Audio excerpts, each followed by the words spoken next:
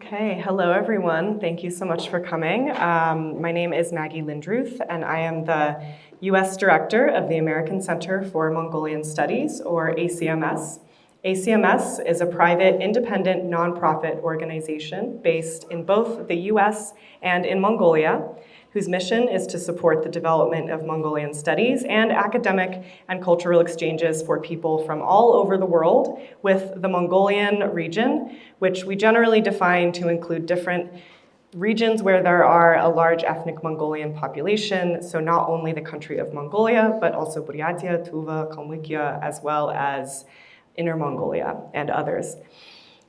We offer a number of programs and services, most of which are open to people of any experience level, national origin, including our multilingual research library, which is just around the corner of this room we're in right now, research support services, online and in-person Mongolian language lessons for those of you who are not native Mongolian speakers, such as myself, as well as experiential short summer courses called Mongolia Field School courses, and different conferences, events, virtual and in person, as well as, of course, speaker events like this one today that I'm so glad you've all joined us for. To learn more about our programs, to become a member, or to support our work through a donation, please scan the QR code up here on our banner to visit our website, which is mongoliacenter.org. Now, I want to introduce this evening's speaker, Dr. Marie Favereau. Dr. Favereau is Associate Professor of History at Paris-Nanterre University and the Director of the French Institute for Central Asian Studies, which is based in Bishkek, Kyrgyzstan. She has been a member of the French Institute of Oriental Archaeology in Cairo, a visiting scholar at the Institute for Advanced Study in Princeton, and a research associate at Oxford University for the major project Nomadic Empires. Her book, The Horde, How the Mongols Changed the World, was published by Harvard University Press in 2021 and inspired the major exhibition Chinggis Khan, How Mongols Changed the World, which was featured at both Nantes Museum in France and Chinggis Khan Museum from 2023 to 2024. She's currently working on the project Pax Mongolica, which aims to identify the underlying mechanisms and the modalities of the Mongol globalization, as well as its socioeconomic impact on Eurasia. This project will be the subject of her talk today as she explores how a number of recent publications have transformed our understanding of this so-called Mongol Exchange, which occurred when faraway regions of the globe were linked in a common network of exchange and production for at least a century under Mongol domination from around the 1260s to around the 1360s. This is a new historiography of the Mongol Empire that engages with a plurality of approaches, combining the results of highly specialized studies, new debates on global history, empirical research, and of course, bold interpretations. The aim of this talk is to highlight these new research tracks on the Mongol Exchange and their radical break from the classical scholarship on the Mongol invasions and the Pax Mongolica. Before I turn things over to Dr. Favereau, I want to take a moment to thank the American Corner for hosting us in their beautiful space this evening, and I want to thank all of you for joining us tonight. I hope you enjoy your time here, and now, without further ado, please join me in welcoming Dr. Favereau to the podium. Thank you.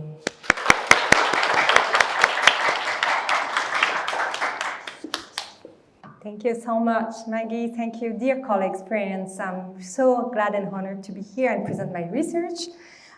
So actually, what I will present here is, grounded in my book, The Horde, but it's also new research. And that's really something I want to share with you. And I'm very happy with the discussion we can have after. If you have questions, keep them for you at the moment, but then we will have time to discuss all together. So just a few chronological indications, because I know some of you are not historians.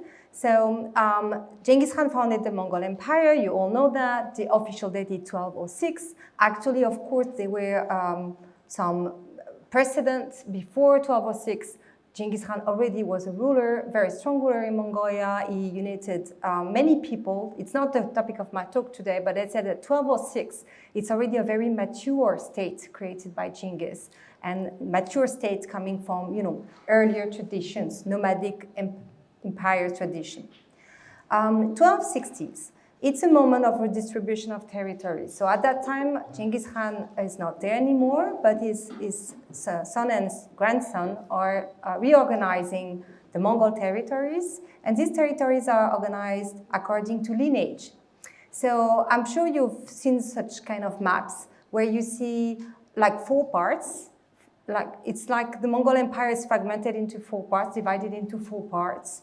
On the one hand, you have the Yuan over China, Mongolia. In Central Asia, you have Chagatai lineage. In the north, you have the Golden Horde over Russia and Ukraine and Eastern Europe and Kazakhstan. And in the south, Persia, Caucasus, Turkey, Ilkhanate. Well, I mean, it's important to understand, and I will come back to this, that it sounds like a fragmented empire, but it's not. There's a Mongol order, and those lineages are all connected. They are all connected to Genghis Khan, but they also share same rules. So it doesn't mean that they are always at peace among each other. It's a kind of federation, but still there's a kind of notion of Mongol unity, and I will talk about this also today. Okay, question of the end of the empire that I often ask from my students. It's easy to say when it started. It's hard to tell when it stopped. And actually, there are different dates we can give. Clearly, in the second half of the 14th century, especially after the plague pandemics, which started in Central Asia around 1330s, 1340s, we have kind of the Mongol power collapse in some areas, but not everywhere. And in fact, I'm more specialized, and I will talk about it on Golden Horde. And in Golden Horde, to be honest, until early 16th century, Mongol power remained very strong. So we shouldn't see necessarily the end of the empire in the second half of the 14th century. There's still a Mongol power and Mongol form of domination in Mongolia, of course, but also in all the north in Golden Horde. Okay, this vision of a fragmented empire is also grounded in the historiography. Because you see, this area is so big that actually historians used to sort of focus on one part or the other. Because you cannot learn all the languages of the sources. It makes sense, right? But people didn't in the past used to work as a team, which is different today. Now we work all together. So they would learn, for instance, Persian and just study Ilkhanate. They would learn Russian and some Turkish and they would study Golden Horde. Or they would learn some Chinese and they would study Yuan. So they would have each time a different vision and now a regional vision. And now we really try to have a more unified vision of this huge empire. Also, the late development in historiography. We are really clearly now working more on what we call Pax Mongolica rather than conquest time. For a long period, let's say from late 19th century up all 20th century, the scholarship in Europe, for instance, but also in US was really focused on conquest. Mongol is about war. It's all about conquest. But more recently, we start digging into our sources, having a new reading of the sources, and also we were helped by archaeologists discovering also a lot of objects, and we start really understanding differently this period of history. So I suggest not to separate conquest and peace, because already during conquest time, there were a lot of organization provided by the Mongols. So you shouldn't imagine that there is 1 century of conquest and 30 years of peace and then collapse of the empire, which was the old vision of the Mongol Empire. Actually, already in 1206 and after, during Genghis time and during his Ögedei and the other great Khan time, we can see a real will of organizing territories, of including people, absorbing people and territories. It's not about destruction. So I will talk about that today. Okay, so as a student, I worked on Mongol Empire and I wanted to have some concepts. When you're a student in history, you need some concept from, not necessarily from your own field. So I used this book from Janet Abou-Lughod called Before European Hegemony. This book was published in 1989. And Janet Abou-Lughod, she was an American sociologist. It's interesting, not a historian. But she really was like let's say, was deeply influenced by Wallerstein's main work, the modern world system, and she tried to understand in her book the system of the world in the 13th century. So of course, she focused on Mongol Empire in a way, and she tried for the first time to sort of include this Mongol Empire mass, its massive state within the world system.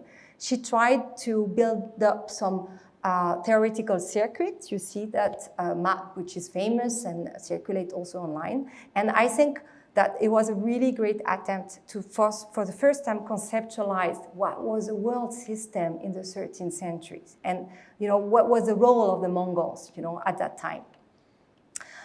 Okay, as you understood, I'm more focused on the north of the empire. This is really the area I know better, and so I used her work. But my circuit was there in red. It was not in her, she didn't see it. And I thought, okay, this is a very good book, but we need to move forward. We need more concepts, and we need to figure out differently this world system in 13th, 14th century.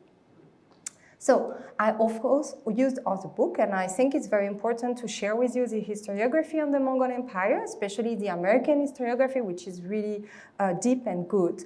I would say, of course, our father is Tom Olsen, who really started publishing in early 90s and published very much about the Mongol Empire as a whole, the Mongol Empire as powerful economic, powerful economic organization. And he also was trained in Chinese and in Persian. So he had a non-regional vision, which is great because he was not focused on China or focused on Iran, or he was really interested in Khan period, especially in the beginning. So this book is his last book, The Steppe and the Sea, and he tried to study the pearls and circulation of pearls in the Mongol Empire. So it's also a very important book. And of course, even if you're interested in Pax Mongolica, I really recommend you to read his work. I suggest also to look at a Tim May publication, of course, the Mongol Conquests in World History, which was published rather recently, and also because Tim May actually did a good synthesis, and he coined this term, which I'm going to use now and discuss with you, which is exchange. He used the word exchange, so we're going to see why it's important. But in his book, it's Genghis exchange, not Mongol exchange. But still, let's see where it comes from and see how we can use it.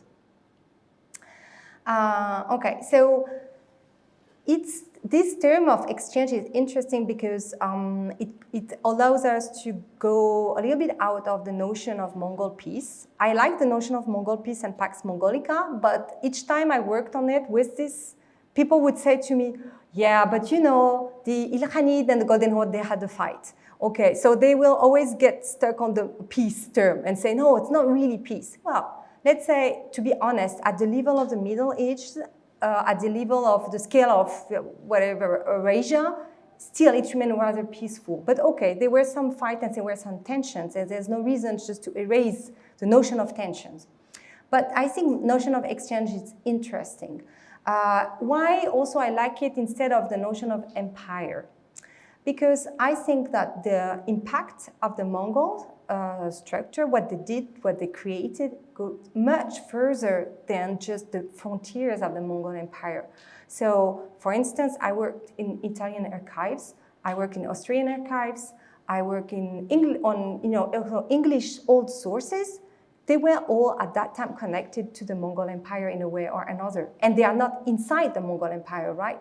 So you can see that this empire has this impact outside the empire, outside the frontiers. So that's why I like the notion of exchange. And also, I give you some dates, some chronology. So people used to say, well, late 14th century, there's no more Mongol Empire, let's speak about something else.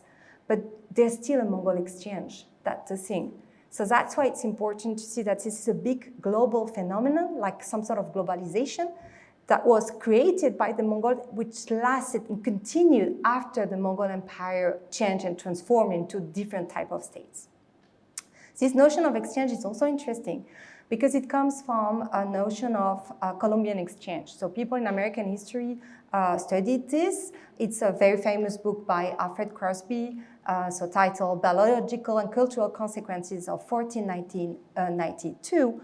And it's how to envision Columbus' impact, but also with environmental studies. And today, to be honest, this is so important. We all are interested in climate studies. We all work on environment in a way or another. We cannot erase, information concerning biology. So this is, I think, also included in the term exchange. So I thought it's important to keep it and to have it in mind. So just to show you this map, we historians tend before to be very lazy and not to do our own map. We tend to just decide that we can use, a map from encyclopedias or just, also my students, sometimes they just go on Wikipedia, pick up any map. No, map are tools we create and tools that need to change. We cannot just use a map like this. We could even do a map for every day of the year. Things change. It depends what you want to say, when you want to show. And now there are new, also tools to help us to do maps. So in this one, I really try to show the importance of the Golden Horde within the Mongol Empire. And I was interested in the location of this part of the Mongol Empire called Horde or Golden Horde. And also why I was specifically interested, because they lasted longer than the Ilkhanid. So my question was, why? Why is it lasted longer than the Ilkhanid? Why is it lasted even longer than the Mongols in Central Asia? Why it was so specific there? So it's something I will explain during my talk, but I wanted to show this briefly on the map. Okay, so I will give you 3 features that I think that are very typical of this Mongol Empire and also very clear, something very clear you can see in the source of the Golden Horde. So we can talk about a regime that is a nomadic regime. So what do you mean by nomad? I think that's the first question my colleagues in anthropology would say. Well, there are so many different types of nomads. It's true. But basically, for that period, it's very important to understand that the court, the power moves. They move. It's very simple, like today. It's summertime, it's hot, you go north, or you go up in the mountain, It's wintertime, you go in the valley, you protect yourself from the wind, or you go south. So you see this movement and this mobility in the empire. And that's something also very key, because it explains how they survive harsh weather, how they also organize themselves at the level of the empire. And also before, I said, even in the 20th century, historians would say, oh, once there's a big empire, when these people are in power, even if they were nomad before, they sedentarized. They settled down. Because what is key for power is just to settle down, to build a city, to have a capital. But the Mongols, they never did that. They never settled. And that's also a very interesting aspect. Why they never settled? And this is also something I'm working on. Another term I would like to put forward and discuss with you is the term horde, which I kept in my work until now. Although in the beginning, even my professor in Paris said, well, like, why do it's a very negative term, use empire, states, But then I had to say that in my sources, horde was a positive word. First of all, it was an old word. You could find it used by the Turk people, and also in Chinese sources describing nomadic organization, and horde means clearly a super sophisticated organization. And that's why I didn't use in my work so much the other term, tribe, because I think tribe, I don't know how to translate tribe in all the language in my sources. It doesn't appear. Why horde, orda, ordu, ordo, ord appear in text. Also, I thought it was very funny because in the West, but even also in the Middle East, this term, horde, was not there in the sources. Nobody used it. Nobody knew about it until 13th century, until Genghis Khan, until the Mongol built up their empire. And my interpretation was that for the Slavic people, for the Westerners and the Middle Eastern people, it was a new type of organization they had never seen. They didn't have a word for it. They didn't know how to call them. So they called them the words the people used, so horde. Also, when I tried to define the term, my colleagues used to say, well, a horde is easy, it's just a military headquarters, or it's an army. But as you understand, my work is also going further than just the military aspect. And I saw the term was used for different, in different contexts. It was a camp, it was a people sometime, it was also administration, always mobile. And I thought, okay, it's a complex meaning. It's like, okay, if you define a city today, in the room I would ask all of you, what is a city for you? You will have each of you will give some different definition. Each of you will give some different aspects, to define it. And horde the same. It's complex, it's sophisticated. Yes, it's a people, but it's also a camp. But it's also a sort of a city, mobile city, but it's also an administration, but it's also an army, but it's also families, and so on. Okay, so we are here in Mongolia. So some of you could say, well, Marie, okay, good, but we have a capital here, an old capital, Kharkhorum. And so what about Kharkhorum if you only speak about hordes and mobile administration? And sure, Kharkhorum was a city, and you can still go and visit the place. And although now, of course, archaeologists are working there, so it's very rich in the ground. But what you can see mainly the monastery from the end of 16th and the 17th century, which we use bricks from the Mongol period. But I mean, this is super interesting because Mongols, they are nomads, they move, they have hordes, but they build cities. And that's something it was very hard for me to explain to my colleagues in, working on like classical empires, and they would not understand that. And they said, but then if they have cities, they live in their cities. No, not necessarily. Sometimes they organize big celebration, but usually outside the city, in the outskirts, in the steppe, not inside the walls. So this is something people have trouble still to understand, but I think it's also like the rich organization of the Mongol Empire. So it's an empire with mobile centers, the hordes, and cities. Kharkhorum is a model that was reused in other parts of the empire. And as I said, I work on Golden Horde, so I worked on areas which are like mainly Russia today, especially on the Volga, lower Volga. And there you have several cities, especially one called Sarai, which means palace in Persian. And it's modeled on Kharkhorum very well, very clearly. So, of course, they adapt to their environment, but still, what we see is a connection with the river. And in fact, the hordes also are connected to rivers. And that's also another aspect that I'm happy to stress and put forward when I speak also with my students is don't think only about grasslands. Because you think about Mongol Empire, you think about hordes and grasslands, basically. Think about mountains, think about hills, think about river valleys. And water is very important. People follow rivers and walk on rivers during winters. So this is something important. You have to understand the landscape to understand the empire. Okay, one big question, if you can build up an empire like this, how you communicate? You have the hordes, they follow the river valleys, you have cities. Okay, but how do people talk to each other? And they don't have WhatsApp and whatever. So the Mongols used a system which existed before. It's called, in Mongolian, it's Urtu, it's Yam in our sources also, in Persian sources, and Latin sources. And it's basically mounted posts, stations, and in some areas every 30 kilometers. So one day ride, basically you can stop, get some new horses, fresh water, you get food, you can rest, you can find translators, you can find information on your way. So it's really the communication system of the empire. So I would like to read this quotation with you from Giovanni, who was a Persian administrator working for the Mongols, because it's important to see what the Mongols have to say about their own system, how they see it, why they build up this Yam system, what it was important for them.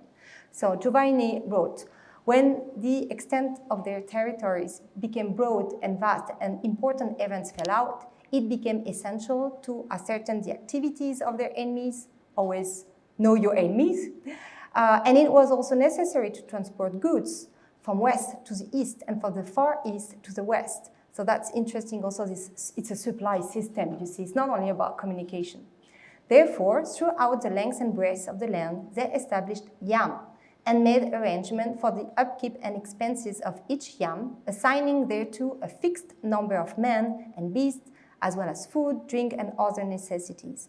And actually, they will develop the whole taxation system so that the village around or the nomads around, they would feel in, like they would help the yam stations, bringing horses, bringing also food, bringing the water, helping with the water of milk or everything. So it's really thought as a whole, as a system as a whole, and it's really connected also to the taxation.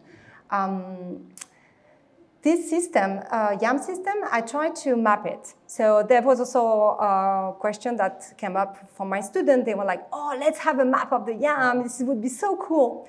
But this is really hard. Why? Because it's mobile. It's a mobile system. The Horde, they moved. You can see on this map what the white arrows are the track followed by the Horde. So they followed some river valleys. Like here, you see the Golden Horde part, right? So Irtysh River, Ural, Volga, Dnieper, up to Danube. You have hordes there moving, winter, summer. And then, but the YAM should cross their path. So YAM is another kind of mobility, you know. So YAM should adapt to the Horde movement. So, I mean, it's really complicated to have a map, but I think it's, maybe we can think about digital map where you see moving, you know, moving hordes and moving YAM stations. We could think about that in the future. Okay. When you think about a big empire like this, of course, the question will be wealth redistribution. How there's wealth, okay, there are spoils, for instance. How people redistribute? How do you get your share? How does it work? Everybody got a share in the Mongol Empire according to hierarchy, according to the rank. Of course, if you're a Noyan, of course, if you're a member of the elite, even women, men, whatever, you will get more. But then you will have to redistribute also to your own people. So there's this whole hierarchical organization. The key moments probably are Khorhiltai moments. Khorhiltai, so great assembly. They happen most of the time in early summer period, and when people drink arak, and it's a moment when, you know, herds need to rest. You stop fighting, start talking, and also redistributing. Two things I would like to add. One is I found very interesting that the Golden Horde, the Mongol there, still receive in the 14th century resources, revenues from Far East region of the Mongol Empire, so basically China. They were allocated these resources and revenues after Genghis Khan, so early on, and they will maintain this system. So it doesn't mean that so the share means like you're not going only to keep the resources of your region, you will send it and share it with the others, but you will also receive from the others. And finally, it's very important to work on different types of sources and looking at illustrations, iconography. And here, this is from these albums. These albums are in Berlin today. And you see a lot of court scenes, especially. So here you have the Khan sitting on the throne. And he's redistributing to Noyan and probably maybe other Genghisids around him. And gives them, if you look at it, belt, precious belt. So special belt, sorry, I went too far. So special belt, we find them in many burials all over the empire. So our colleagues, archaeologists, working even in Russian areas, in Crimea, in China, in every place of the empire, when they find burials, they often find precious belts, like this one here, which was from the Golden Horde. Also, this belt, if you wear it as a nomad, means you're really part of the elite and people would respect you. You would also wear those cups, to drink, arak or whatever. And it also means you're part of the elite. So you see a development of craftsmanship and especially metal craftsmanship like silver, gold objects at that time already in the 13th centuries. And court life developed. And it's not only metalwork, but it's also ceramics. And blue and white ceramics, porcelain you see here, for a long time was connected to China. We, used to read, the Ming invented this blue and white porcelain. And it's true that in the 15th century, it was very famous also in Central Asia.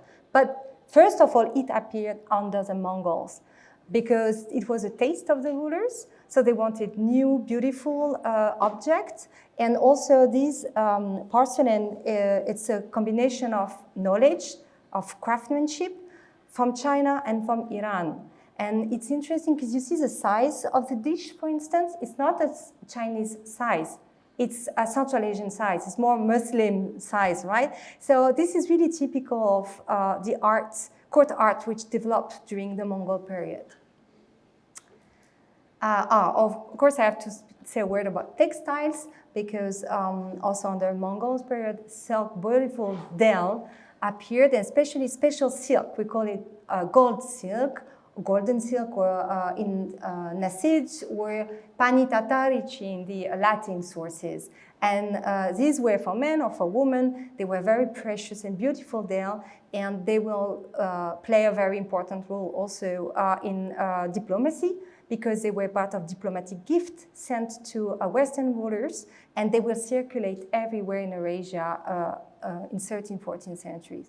And here you see also this beautiful portrait of a Khatun, Khatan, and you see the bokta, the hat, which also showed her special status because it's covered with velvet, and she has pearls, and also this silk, dell. So all this showed the status of the person.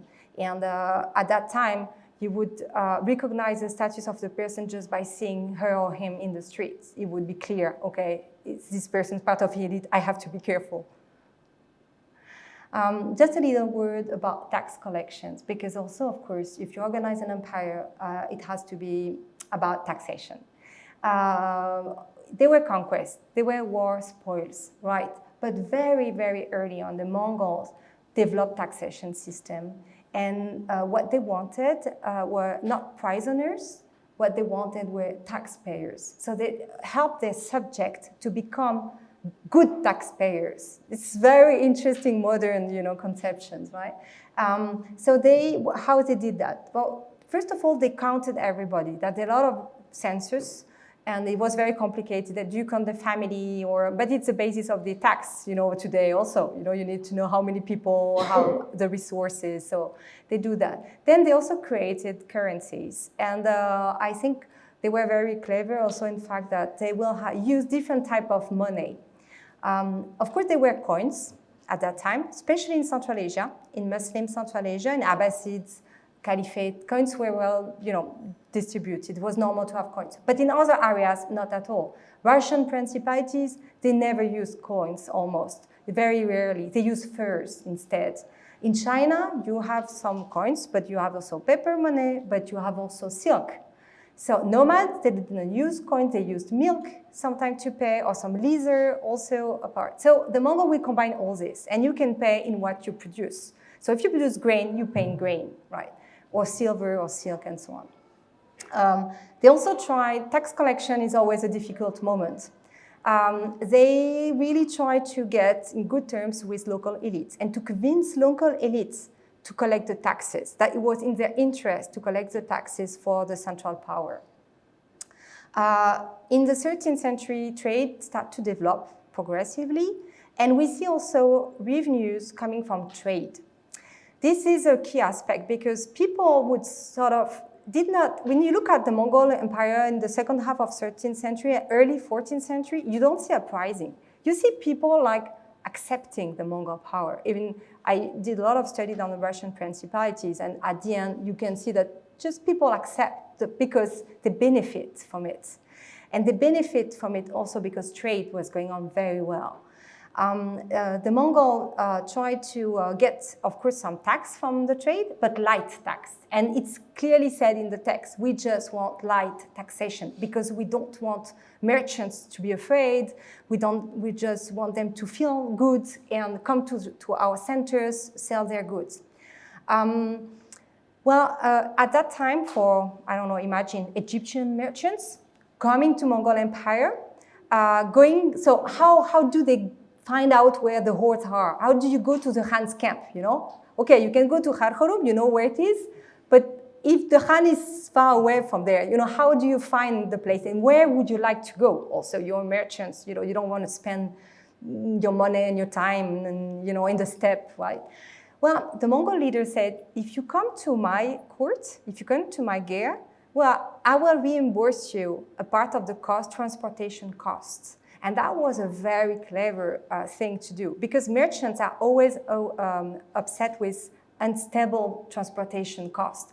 It's very hard to know, look, imagine you come from Cairo, how much it's going to cost you to go to Mongolia. If you need to use a camel and then there's a problem, then you have to use a boat, then you have to cross a river, then you need to use horses, then you need a cart. You don't know, it's hard to know in advance. But the Mongols say, no problem, come, we will pay you for your goods, but we'll also pay you for your transportation costs. And this worked very well. So they attracted merchants and traders. Briefly, when you work on taxation, you always have to look at tax exemption. Who is not paying the tax? Who is allowed not to pay, right? And in Mongol case, basically two categories of population. Craftsmen, you understand, craftsmen are so important. They really need them. They need their input. So they are often protected. And also religious elites. And that's also something very specific to the Mongol and very clever. The fact that they exempted religious elite from tax and certain tax and also from conscriptions, military conscription. They don't go to war. When I say religious elites, I mean not simply just Buddhist or Taoist. I mean Muslim, I mean Jewish elite, I mean Christian elites. They all benefit from this system. They also, last stage, when you're an economist, you work on that, you always ask the question, okay, there's tax exemption. So some people, religious elite, for instance, they get wealthy, right? Because they don't pay taxes. What do they do with their money? This is, you know, another question you have to ask. Very interesting. Well, the religious elite at that time start building churches, monasteries, schools like madrasa, streets. They invest in cities often. And that's why actually in the 13th, especially 14th century, all over Eurasia, you see those constructions, those buildings, you know, and stone buildings also, rich decorated stone buildings, also in Iran, of course, and everywhere. Okay, this is my last part, and it's about the long-term strategies developed by the Mongols to, you know, create those trade routes and also control part of the trade system. Actually, I have to say this part was inspired by a professor in Oxford I worked with, because one day I was presenting my research as a young postdoc, and he said, oh, okay, the great Mongol Empire, Pax Mongolica, wonderful, but it's all thanks to the Italian merchants. It's all because of Marco Polo. It's all about these Italian merchants coming to the Mongols. And he said, at the end, the Mongols, they did not invent anything. You know, what did they do? And at that time, I didn't know what to answer, and I was very upset against myself also, and I started working and trying to find my sources, how I could answer these important questions. First of all, they craft transaction tools. They craft their own coins, silver coins, copper coins, golden coins. Paper money they also used, even if it existed before. They will develop their own paper money. They also practice the use of silver bars that you see here on the slide, and they actually, there's a system that they create at the scale of, at the level of the empire. So think about pre-modern times. Everything is based on metal. So everywhere in the Middle Ages and pre-modern time, people really want to keep their metal, their gold, their silver, copper. This is so important. You don't want to see people leaving your state, leaving your region with your gold or your silver. How do you do that if you have silver coins? People might leave your region with silver coins, right? They don't want that. So actually, the Mongol organized the system. So if you want to trade in the Mongol Empire, you have to have those silver bars with you, right? You get them. You can get them from Germany. You can get them from Italy, from other places, from Central Asia. When you want to buy something, you need coins. You go to a special place. You will exchange your silver bar against coins. So people will give you coins, but in exchange, you give the same amount of metal in silver bars, and actually a bit more, because there's a little tax on the coins. So the coins there's less metal in the coins.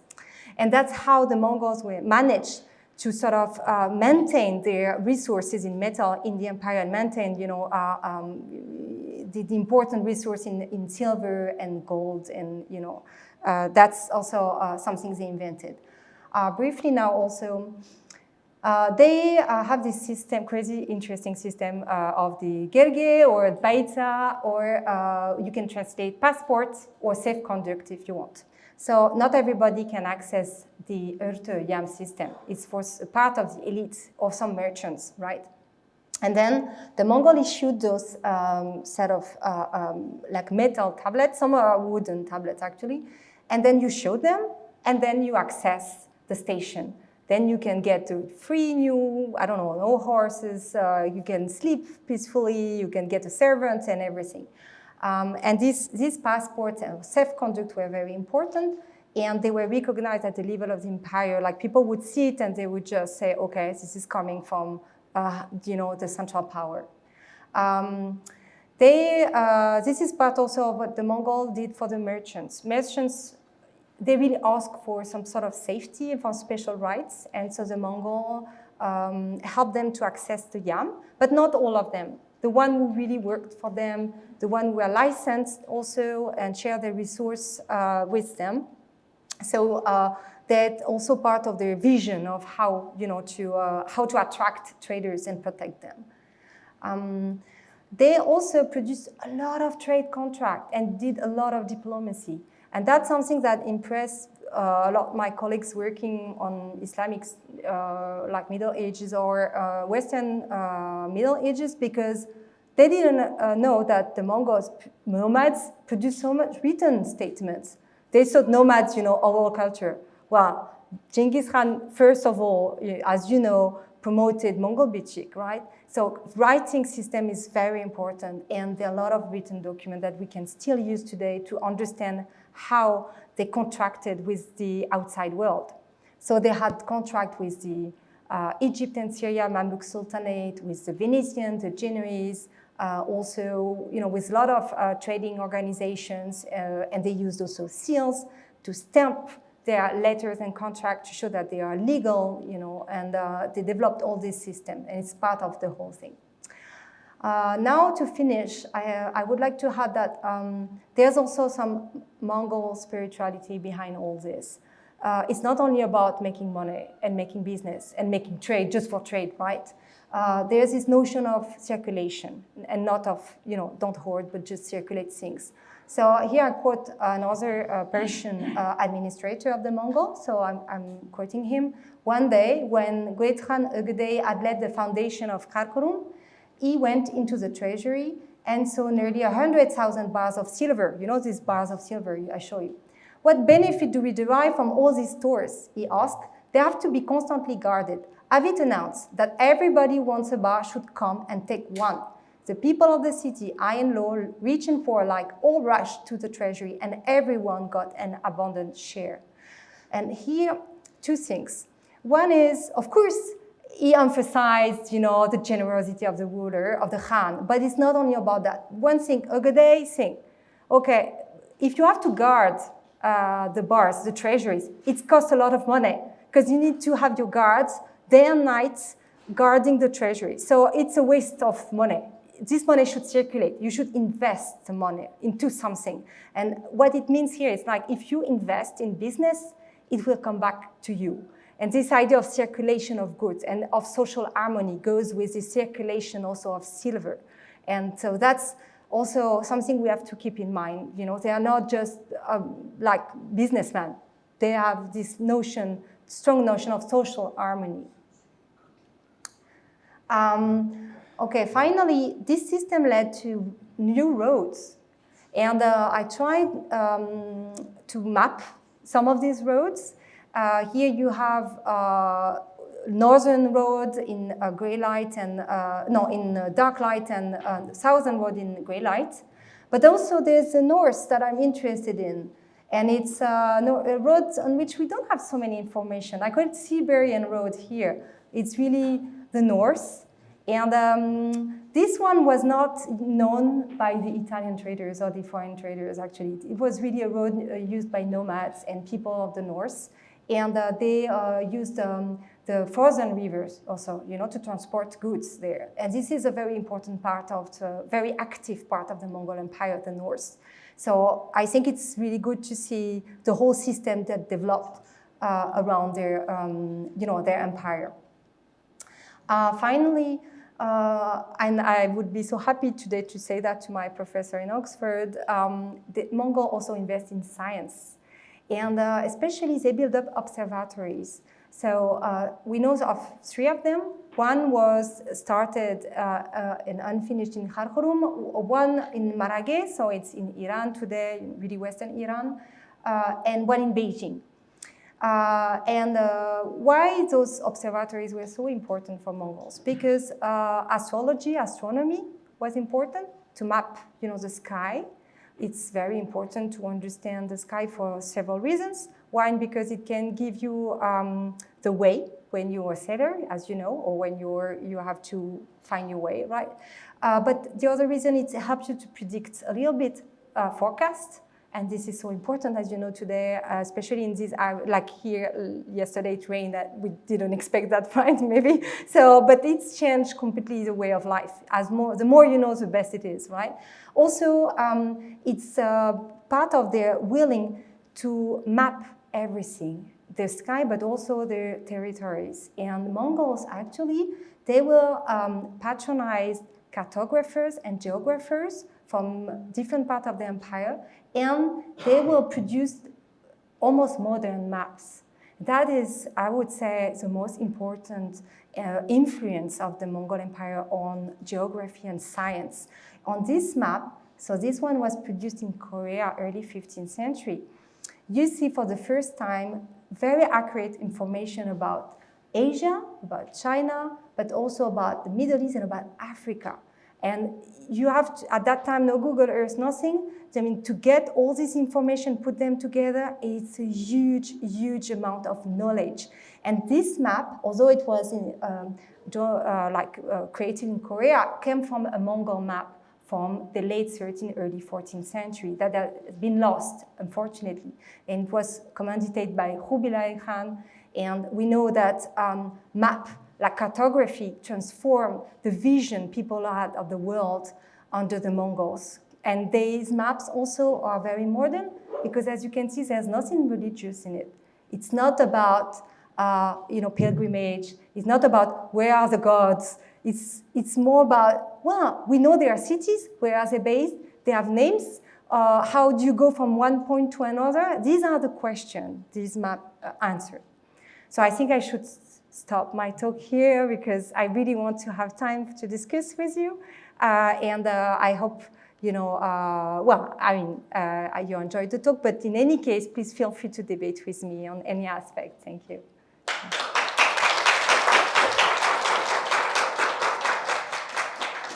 I lived many years in Europe and started to read about Mongolian history, and the Golden Horde was like one of the missing puzzles. So I read your book, I think half a year ago.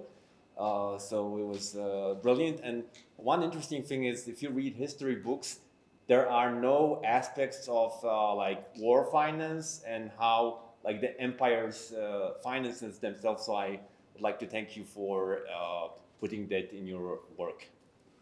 Thank you so much. I mean, I thought also when I was writing my book, I wanted to be very concrete. I wanted to describe the empire like if you go there, if I'm I don't know, a French Parisian going to the Mongol Empire in 13th century.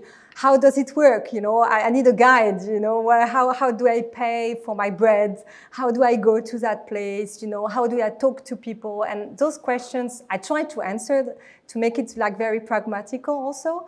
And finally, I think, because when I was a student and start learning about the Mongol Empire, I was always told, well, it's a very basic empire. It's like not sophisticated. It's not like the Abbasid or the Ottoman or, of course, the Romanian Empire.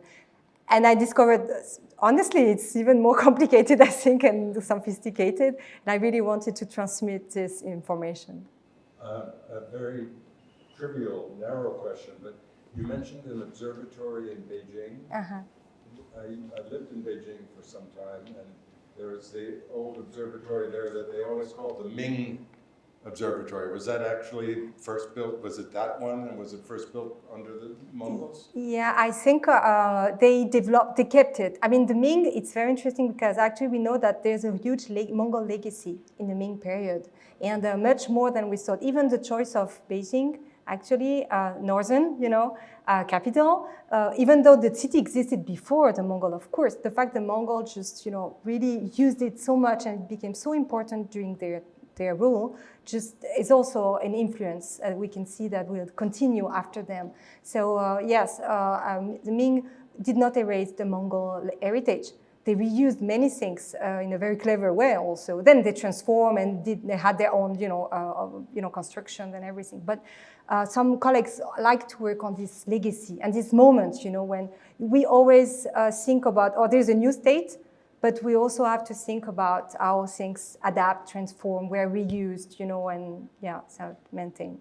Has there been work published on that question already? Or? Yes, there's a very interesting study about the Mongol legacy during Ming period, and I can, share with you from David Robinson. A wonderful historian, American historian. So yes. Thank you. Yes.